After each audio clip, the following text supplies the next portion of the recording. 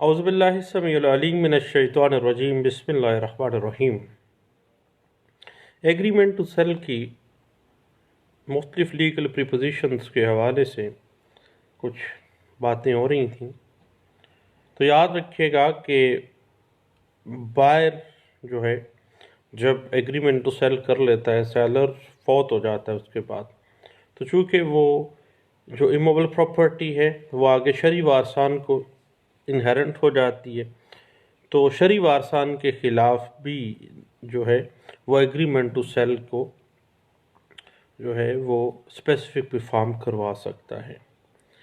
اس حوالے سے 2002 MLD page 418 جو ہے وہ اس بات پہ روشنی ڈالتا ہے، لیکن ایک بات ذہن میں رکھیے گا کہ آپ کو پتہ ہے کہ مائنر کے ساتھ کسی قسم کا کوئی کانٹریکٹ جو ہے وہ وائٹیبل ہے، ویسے ہی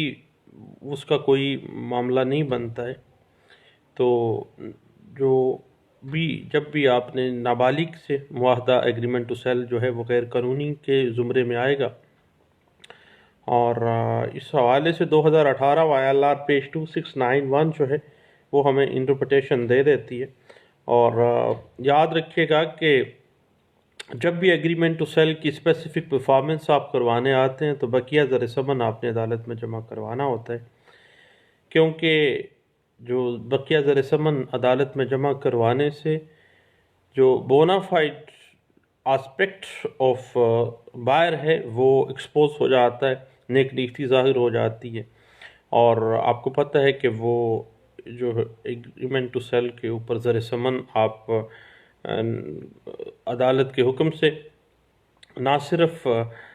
قومی بینک میں بلکہ قومی سیونگ سینٹر میں بھی جمع کروا سکتے ہیں،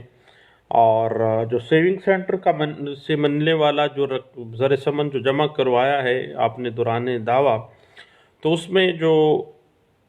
منافع ہوگا وہ ہمیشہ سے سیلر کے زمرے میں جائے گا، سیلر اس کا حقدار ہوگا۔ اس حوالے سے 2007 YLR پیج 2479 اور 2019 YLR پیج 223 جو ہے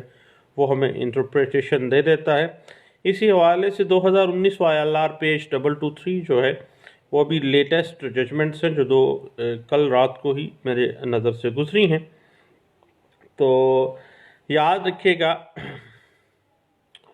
کہ کبھی بھی جو ایگریمنٹ ٹو سیل ہے اس کی جو اسپیسیفک پرفارمنس ہے، آپ کو پتہ ہے کہ وہ عدالت کی اپنی ثوابدید کے اوپر ہے، اس کو بطور رائٹ آپ نہیں لے سکتے ہیں اور آپ نے ثابت کرنا ہے، کیونکہ جب یہ ثابت ہو جاتا ہے زر ثمن آپ عدالت میں جمع کروا دیتے ہیں، اور بعد جو سیلر ہے قیمت جائیداد بڑھ جانے اور کرنسی کم ہونے کی صورت میں کچھ کمپنسیشن دینا بھی یہ بھی ڈسکریشن آف کورٹ ہے، وہ کورٹ دے سکتی ہے۔ اس حوالے سے NLR 1999 اپیل کیسز پیج 88 جو ہے وہ ہمیں کچھ انٹرپریٹیشن دے دیتا ہے۔ اور یاد رکھیے گا کہ سٹیمپ پیپر جو ہے جب کبھی ایگریمنٹ ٹو سیل آپ کے بہاف آپ کی پارٹی کی فیور میں ڈگری ہو جاتا ہے، تو سٹیمپ پیپر جو ہے جو مارکیٹ ویلیو ہوگی 27A سٹیمپ ایکٹ کے مطابق وہ جو ہے اس کے اوپر لگے گا، اور اس کی ایگزیکیوشن پہ جو بھی جب آپ معاہدہ بیع کو ایگزیکیوٹ کروانا ہے تو اس پہ بازاری قیمت کے مطابق لگے گا جو بھی اس وقت ہے۔ جس طرح سے ایک نابالغ شخص کے ساتھ اگر آپ ایگریمنٹ ٹو سیل کرتے ہیں تو وہ غیر قانونی کے زمرے میں آ جاتا ہے، لیکن یاد رکھیے گا کہ کسی پردہ نشین لیڈی اور ضعیف العمر کسی شخص کے ساتھ یا کسی عورت کے ساتھ معاہدہ کے لیے یہ ضروری ہے کہ جب بھی آپ ایگریمنٹ ٹو سیل کریں اس کا نیکسٹ ٹو کن کی موجودگی میں کریں، اور اس ایگریمنٹ ٹو سیل کی تمام پروز اینڈ کانس اور تمام کنڈیشن سے اس کو آگاہ کریں، اور کوئی نہ کوئی اس کا بینیفیشری جو ہے وہاں پہ موجود ہونا چاہیے، ادروائز کل کو وائڈیبلٹی میں ڈالا جائے گا، اور وائڈیبل کانٹریکٹ اگر ہوگا تو آپ نقصان اٹھا لیں گے۔ اس حوالے سے 1999 کی کلین مارک ججمنٹ ہے جس میں اس بات کو ڈسکس کیا گیا تھا PLJ 1999 Karachi high court page 839 और PLD 2012 Lahore high court page 125, 2008 SCMR page 1201 में इस बात को इंटरप्रेट किया गया, और PLJ 2002 Lahore high court page 1450 में इस बात को इंटरप्रिटेशन इस बात की गई थी। उसके बाद ये जहन में रखिएगा कि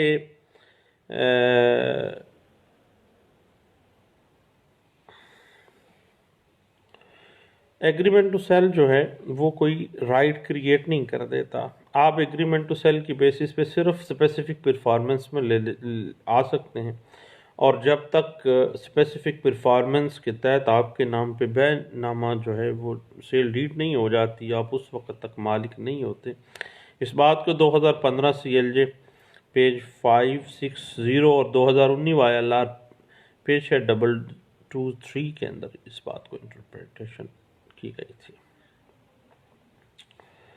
उसके बाद आपको पता है कि डिवैल्यूएशन और इन्फ्लेशन रेट बहुत ज़्यादा है, पैसा डिवैल्यू हो रहा है, और कभी भी जो मामला आ जाता है, जब भी कभी पैसे की वापसी देनी पड़ जाए या सेलर के को अगर आपने बकाया रकम देनी है तो फिर प्रॉफिटेबिलिटी जो है उसको भी नज़र रखा जा सकता है। और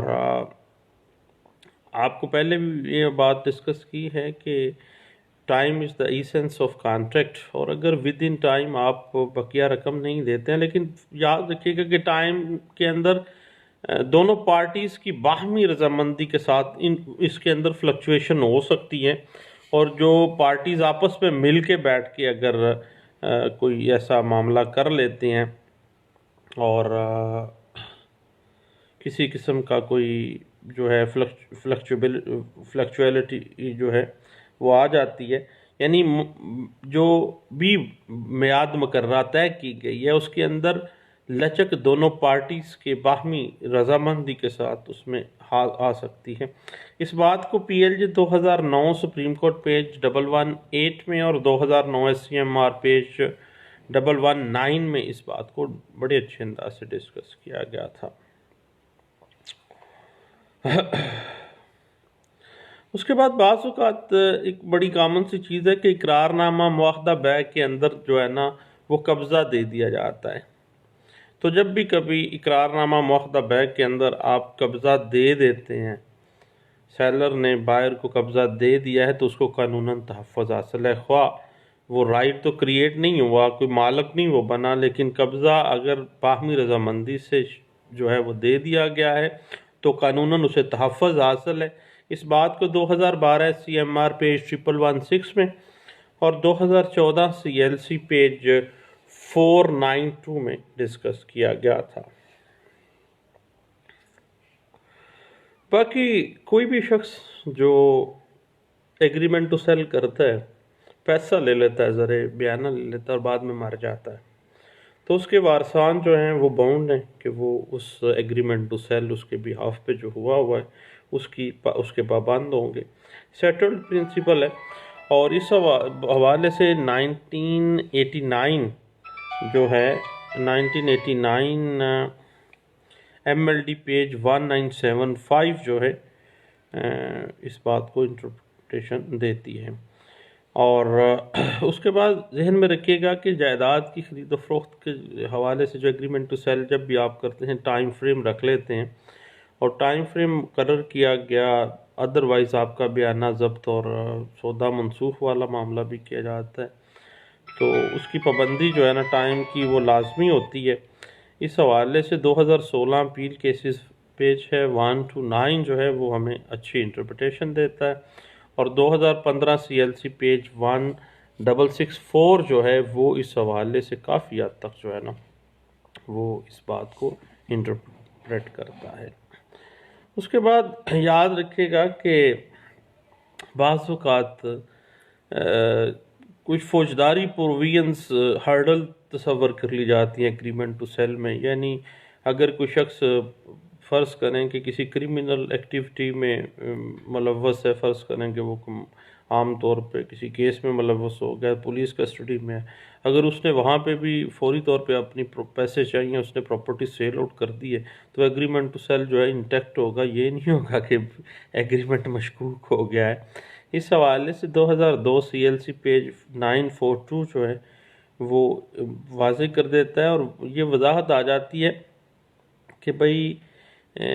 خواہ جو گواہان ہیں، حاشیہ جو مارجنل وٹنسز ہیں، خواہ وہ بھی کسی قسم کے کرمنل بھی ہیں۔ دیکھ آپ کو پتہ ہے یہ سیٹلڈ پرنسپل ہے کہ کریکٹر جو ہے وہ سول لیٹیگیشن میں کاؤنٹ نہیں کرتا ہے، خواہ گواہان جو ہیں وہ ڈکیت چور بھی ہیں پھر بھی مواخذہ مشکوک نہیں ہے، یا چور اپنی پراپرٹی بیچ رہا ہے تو وہ ایگریمنٹ ٹو سیل مشکوک نہیں ہے۔ اس حوالے سے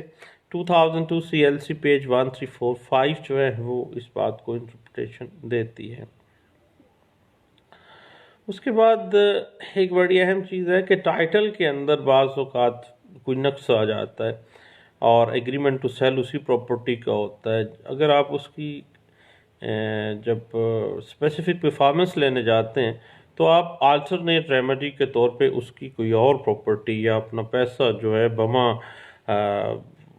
ایکسٹرا پروفٹ آپ ان سے مطالبہ کر سکتے ہیں، اور وہ جائز مطالبہ ہے، اور اعلیٰ عدلیہ ہمیشہ سے اس کو مانتی رہی ہے۔ یہ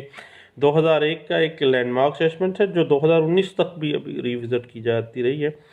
البتہ آپ 2001 CLC پیج 1431D جو ہے نا، اس حوالے سے ہمیں کافی حد تک گائیڈ لائنس فراہم کرتی ہے۔ اس کے بعد ذہن میں رکھیے گا کہ بعض اوقات ہمارے ہاں یہ معاملہ آ جاتا ہے کہ ایک پارٹی کو بیچا، پھر دوسری کو، پھر تیسری کو۔ دیکھیں جب ایگریمنٹ ٹو سیل ایک موبل پراپرٹی کی بابت آپ نے کر لیا، یو آر سم تھنگ، کچھ باؤنڈ تو ہو گیا، دونوں پارٹیز نے کچھ شرائط طے کر لیں اور وہ دونوں باؤنڈ ہو گئے ہیں۔ اب ایک پارٹی کو جب فروخت کر دیا، ایگریمنٹ ٹو سیل سائن کر دیے، تو پھر بھائی وہ جائز قانونی طور پر آپ کسی کو فروخت نہیں کر سکتے ہیں۔ اگر آپ کرتے ہیں تو آپ ظلم کر رہے ہیں، زیادتی کر رہے ہیں، اور اس طرح سے نہیں ہونا چاہیے۔ وہ تو بیچارے بونا فائڈی پرچیزر ہیں، اور پہلا جو ہے اس کا حق تو فائق ہوتا ہے، لیکن دوسرا جو ہے وہ بونا فائڈی پرچیزر تو ہے، اس کو تو بیچارے کو پتہ ہی نہیں ہے کہ اس سے پہلے بھی کسی کے ساتھ میں اس بندے نے ایگریمنٹ کیا ہوا ہے۔ اس حوالے سے 1997 MLD پیج 2411 اور PLD 1998 Lahore high court page 11 جو ہے یہ ہمیں انٹرپریٹیشن دیتی ہے۔ اس کے بعد آپ کو پتہ ہے کہ ہمیشہ سے جو پہلا خریدار ہے اس کا حق فائق ہوتا ہے، سپرسیڈ کر جاتا ہے، دوسرے جو بونا فائڈی پرچیزر ہیں ان سے زیادہ اس کا حق ہے۔ تو اس بات کو 1998 MLD پیج 536 میں بھی انٹرپریٹ کیا گیا تھا۔ اور یاد رکھیے گا کہ جب کسی زرعی زمین کا ایگریمنٹ ٹو سیل ہوا ہے، اور ایگریمنٹ ٹو سیل میں اگر جو ہے قبضہ لکھ دیا گیا ہے، قبضہ دے دیا گیا ہے، اور اس کے بعد سارا معاملہ طے پا گئے، باقی صرف کنڈیشنز کے مطابق پارٹ پرفارم ہونے ہیں دونوں پارٹیز کے۔ میں نے پہلے بھی کہا کہ سیکشن 53A جو ٹرانسفر آف پراپرٹی ایکٹ 1882 ہے نا، پارٹ پرفارم کو ڈیل کرتی ہے، اس کے حوالے سے ہم کسی دن انشاءاللہ خوب لمبی چوڑی گپ شپ لگائیں گے، کوئی گھنٹہ 2 گھنٹے کا میرے پاس نوٹس پڑے ہیں، اس کے کام میں نے ایک کیس میں اس پہ کیا تھا۔ اس حوالے سے اگر آپ دیکھنا چاہیں تو 1998 CLC پیج 724 ہمیں انٹرپریٹیشن دیتی ہے، حتیٰ کہ قبضے کی چونکہ لکھ کے دیا گیا تھا، اس وجہ سے کھڑی فصلوں کے اوپر بھی انجیکشن آرڈر جو ہے وہ جاری کیا گیا تھا، اور وہ ہائی کورٹ نے کہا کہ واقعی ٹھیک جو ہے وہ کیا گیا ہے۔ اس کے بعد جب کبھی بھی یاد رکھیے گا، بعض اوقات ایک بڑی اہم پریپوزیشن ہے، آج بھی میں ایک آفس بیٹھا تو ایک دوست کے پاس، تو وہاں پہ یہ آ گیا تھا کہ مالک اور کرایہ دار کے درمیان ایجیکٹمنٹ پٹیشن چل رہی تھی، اس میں جواب جب لیو ٹو ڈیفینڈ آئی تو اس میں اس نے کہا کہ بھئی میرا تو اس کے ساتھ ایگریمنٹ ٹو سیل ہوا ہے۔ اب ایگریمنٹ ٹو سیل جب ہوا ہے نا، تو اس ایگریمنٹ ٹو سیل کو وہ پرفارم علیحدہ سے کروائے گا، وہ ایجیکٹمنٹ پٹیشن میں وہ پرفارم نہیں لے سکتا ہے۔ تو جب کبھی بھی مالک اور کرایہ دار کے درمیان اس طرح کا معاملہ آ جائے کہ وہ کہے کہ جی میرا ایگریمنٹ ہوا ہوا ہے کرایہ دار یہ سٹینس لے لے، تو بھئی پہلے وہ ایجیکٹمنٹ کرے نا، تو اس کے بعد پھر وہ دعویٰ طویل مختص جو ہے نا وہ دائر کرے، اس سے اسپیسیفک پرفارمنس اس اسپیسیفک کانٹریکٹ کی کروائے۔ دونوں کیسز کو کبھی بھی کنسولیڈیٹ نہیں کیا جا سکتا، کوئی ایسا پر وہ اسپیشل لا کے تحت ہے، یہ اور معاملہ ہے۔ اس حوالے سے 1996 MLD پیج 265 جو ہے یہ ایک سٹل پرنسپل کو انٹرپریٹ کرتا ہے، جو بعد میں بھی ریوزٹ کیا گیا ہے۔ اور بعض اوقات ہم لوگ پتہ کیا کرتے ہیں، پراپرٹی ہے 1 کروڑ روپے کی، ہم اس کو ڈی ویلیو کے مطابق جو ہے نا بہت تھوڑی قیمت، مثلاً 1 کروڑ روپے کی پراپرٹی ہے، ہم اقرار نامہ لکھوا لیتے ہیں جی 20 لاکھ روپے کا۔ تو بھائی ذہن رکھیے گا کہ مارکیٹ ویلیو سے کم قیمت میں بھی جو ایگریمنٹ ٹو سیل آپ نے کروایا ہے نا، چونکہ ایگریمنٹ ٹو سیل ایک دونوں پارٹیز کی میوچل کنسینٹ سے ہوا ہے، وہ قطعی صورت غیر قانونی نہیں ہے یا کوئی خطرے والی بات نہیں ہے، نہ جس طرح سے مارکیٹ ویلیو کے مطابق ہوتا ہے اس طرح مارکیٹ ویلیو سے کم بھی ہے تو اسی طرح سے ہی ہوگا، کوئی ایسا معاملہ نہیں ہے۔ اسی کی بنا کے اوپر بھی اسی طرح سے ہی specific performance of that specific agreement to sell جو ہے وہ پرفارم کروایا جا سکتا ہے۔ اور اس بات کو 1993 CLC پیج 2316 میں بھی انٹرپریٹ کیا گیا تھا۔ ہاں بھائی دوستو، ایگریمنٹ ٹو سیل کے ڈیفرنٹ آسپیکٹس کے حوالے سے ہم گپ شپ لگاتے رہیں، اب انشاءاللہ مزید اس پہ کچھ گپ لگائیں گے اور اس کو specific performance of agreement to sell کے جو ٹیکنیکلٹیز ہمیں فیس کرنی پڑتی ہے نا کورٹس کے اندر، اس پہ کچھ بات کریں گے انشاءاللہ۔ دعاؤں میں مجھے یاد رکھیے گا، جی وقفہ بھی ختم ہوا، کچھ ٹائم گزر گیا ہے، انشاءاللہ دوبارہ ملتے ہیں کچھ دیر کے بعد انشاءاللہ۔ تھینک یو، اللہ حافظ۔